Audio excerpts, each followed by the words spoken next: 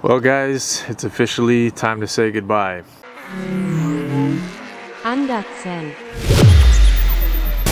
What's going on, you guys? Welcome back to channel Anderson. And yes, it is true, the C63 was for sale and now has sold. If you've been following me on Instagram and kind of on the channel as well, I've talked about it and mentioned it and posted that it was for sale.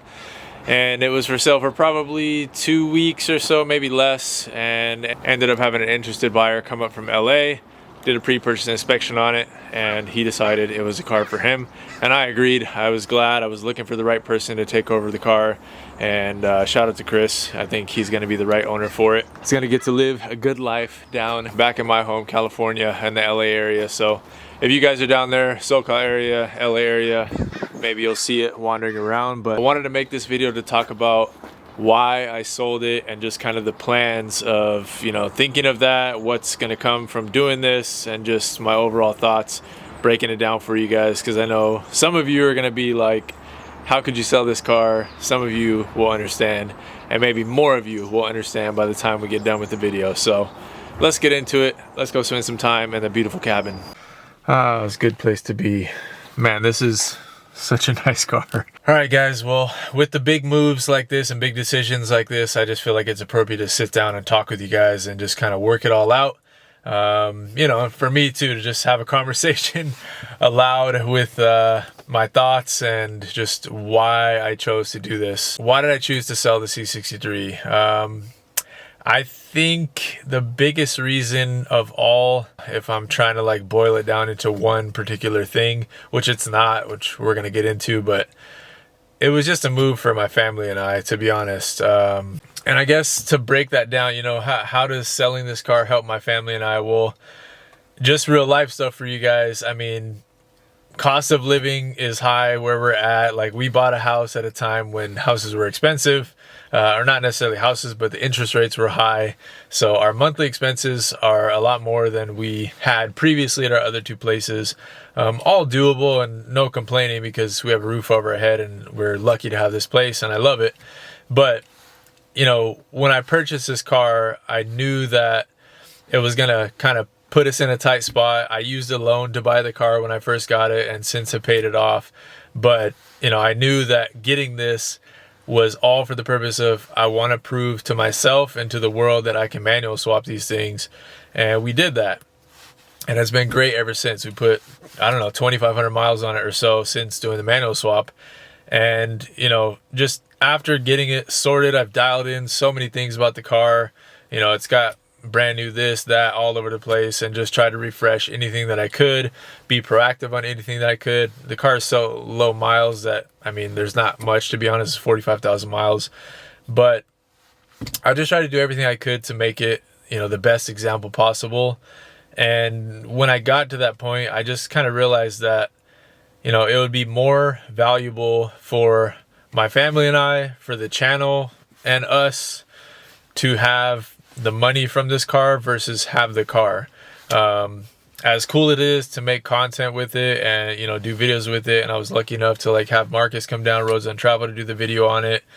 You know, I've gotten to take it out a few times with other cars, you know, driving around with buddies and this and that. So it's been cool, but the value of having the funds from this car is just way more valuable to us as far as using it for my family and I, you know, making our, you know, monthly margins a little bigger so we don't need to worry about, you know, for me in particular, like even thinking about the channel, I've been basically operating on like a sliver of like, I need to really be precise on what I'm spending on what part and how is it going to help what car and what video am I going to make on it. So, you know, making this move helps out tremendously as far as the channel goes, of just having a lot more freedom to finish up a lot of the projects that I put on the back burner just simply because of like the financial aspects of things. Like, for instance, the differential install on the C55, I'm most likely going to take the LSD to a shop to get it installed, because I mean, I could try it myself, but I don't think it's the best thing to do. So I think that's one job that I want to pay for.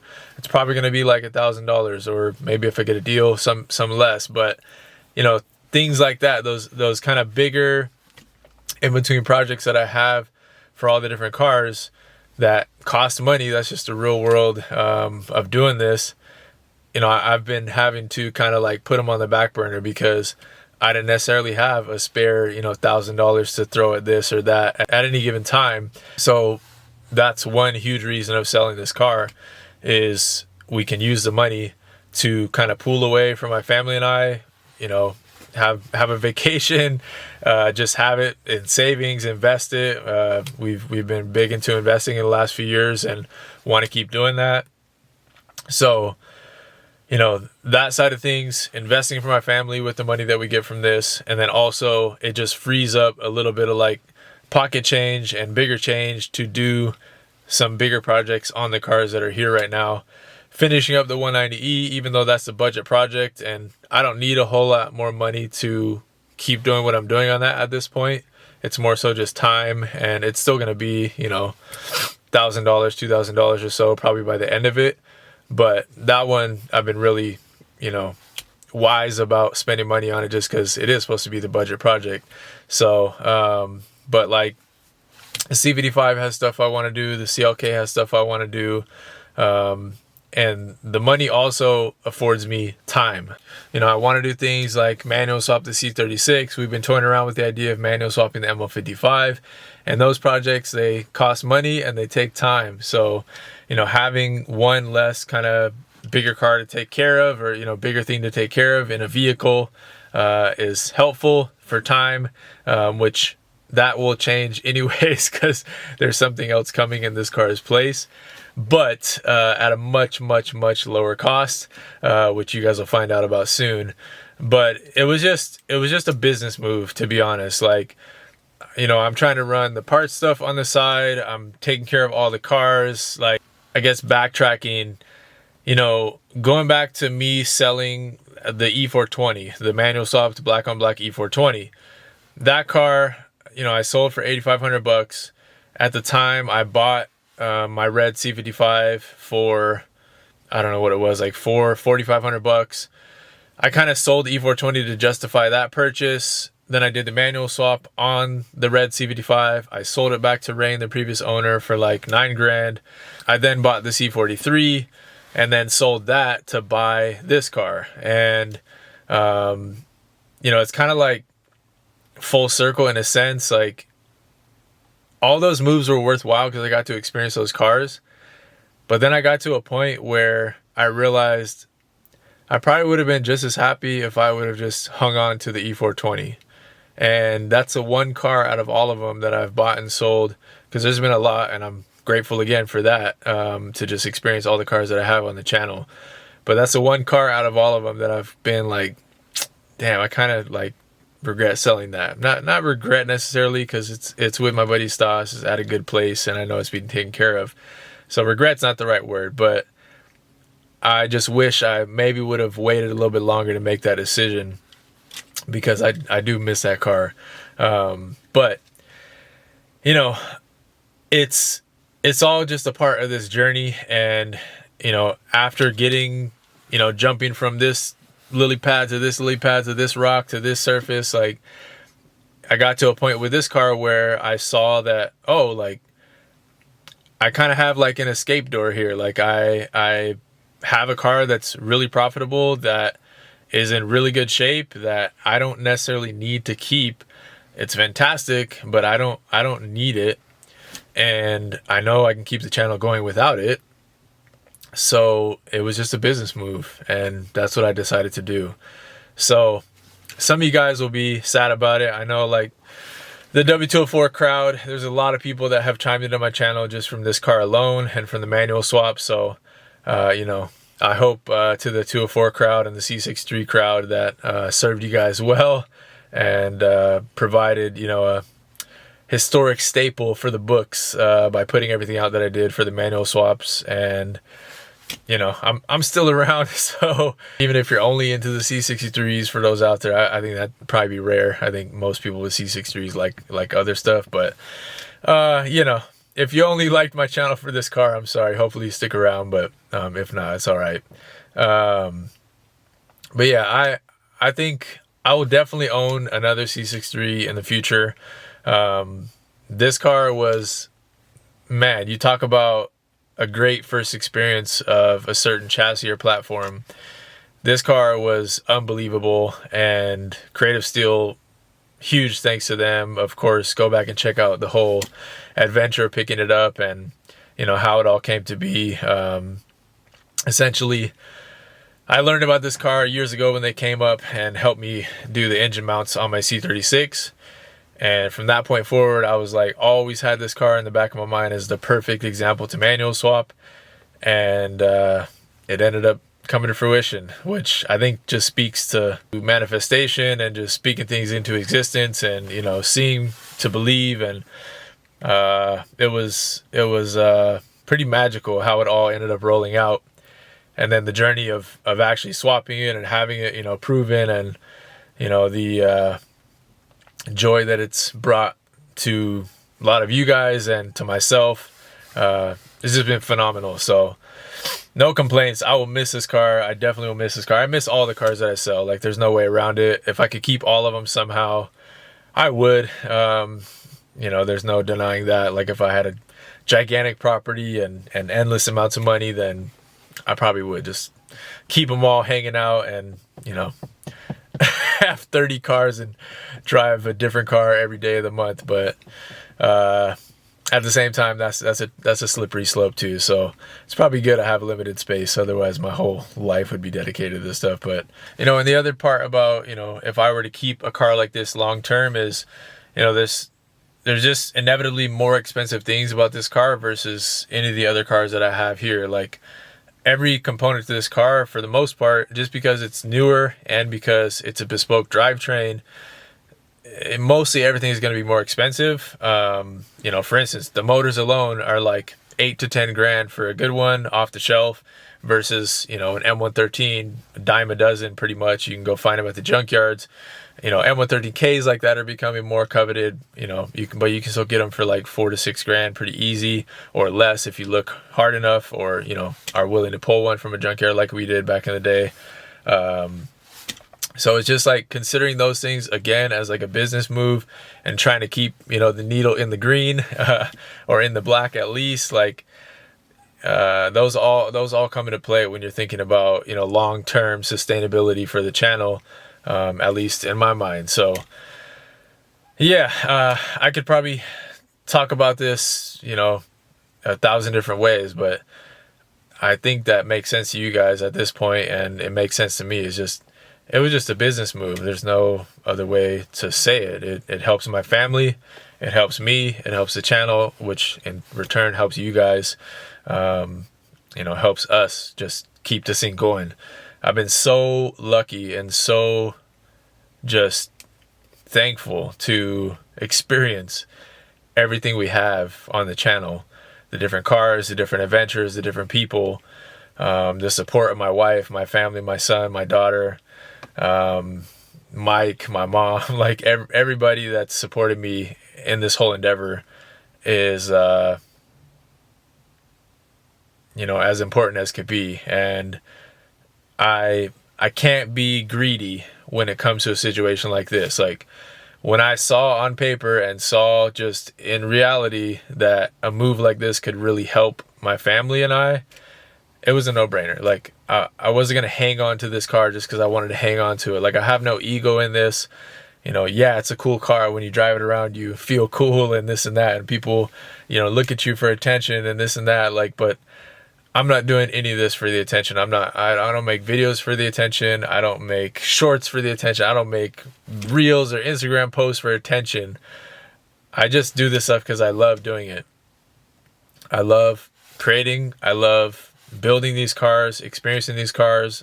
The problem solving that comes with these cars is probably the biggest thing. Like, I just love tinkering, fiddling, building, wrenching, everything. That's why my channel is Ander Zen. This is my place of Zen. Like, working on the cars is my place of peace, my place of serenity. So doing all this, I'd be doing it regardless. And getting to share it just feeds into my other funnel of creativity, which is also a passion of mine. I'm a designer by trade, a designer at heart. That's what I teach. That's what I did before I was teaching, and I still do as I'm teaching freelance. So you know, designing, creating, building. That's everything I'm about, and that's what this channel's about, and that's everything that I share. So yeah, there might be opportunities that I'll miss out on because this car brings a lot of attention, but I don't do this for attention. And I think there's a lot of people that are in this space that do things for attention, and it's just not for me. I just want to do what I want to do that I think you guys enjoy and we align with together. And as long as it's things that I find enjoyable and know that you guys will enjoy in return, then we're on the right track, and we've been on that track. So we're going to keep it going that way. Sorry, this is not a super exciting, fun driving video, last too raw, but I've already got to experience that. I got to take it out actually when Chris was here, the new owner. We took it for a pre-purchase inspection. Everything was great. Took it up all the way up to Linwood for a cruise, and drove it all the way back down. So I got to, you know, put a good hour behind the wheel that day, and it's been about a week since then, and I've just been waiting for it to get picked up by the transport driver to head off to Los Angeles. Beautiful city of Los Angeles, close to my home, San Diego, and I have lots of friends over in Los Angeles area, and I'm very familiar with the area. So hopefully I'll make the trek down there and reunite with it at some point. And for anyone that's down there, I'm sure you guys will see it around here and there too. So if you happen to find a white 63, maybe peek your head into the window and see if it's this one, see if it's manual swapped. The light interior should give it away from at least, 15 feet away or so if you're riding around. So yeah, this is an amazing car, amazing platform, amazing experience, and I am incredibly grateful to have been on this journey with you guys. And with that, it's just time we say goodbye to this thing and let it move on to its new owner, and just wish it the best life possible, and just many smiles per gallon, many miles on the road, getting to be enjoyed by its new owner. And I'm sure we'll reconnect at some point. So yeah, if you guys have questions about anything that we talked about here, feedback, tell me I'm an idiot for selling it, tell me it was the right move, whatever you have to say, it's all good. I understand all of it. So yeah, feel free. We'll say goodbye to it here in a second once it gets on the transport truck, but I think that closes up my thoughts for now.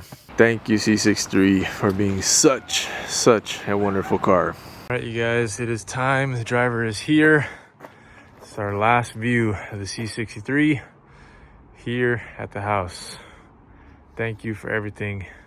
Let's drive it over, send it down to LA. All right, you guys, live on location. Getting ready to get loaded up. Oh, what do you got up here? 250 SL. There was a GTR on here earlier, but I don't know where it's at now. But yeah, getting ready to get loaded up. All right, he's almost got it up there. Might be its final resting spot right there. All right, you guys, out of breath, just ran up the hill getting back home, but oh man, another journey complete. I appreciate you guys being along with me, and I wish the C63 well. Chris, hope you enjoy it, man. Take care of it, and I'll run into you down the road, I'm sure, once I'm down in LA, and hope to get to see the car again, maybe drive it. So anyone else down there, look out for it, like I said. And that's it, you guys. Let's move on to the next journey. Sneak peek for those that are sticking around to the end of the videos. There's something else that has arrived. So be on the lookout. Catch you on the next one. Peace. Handatsen.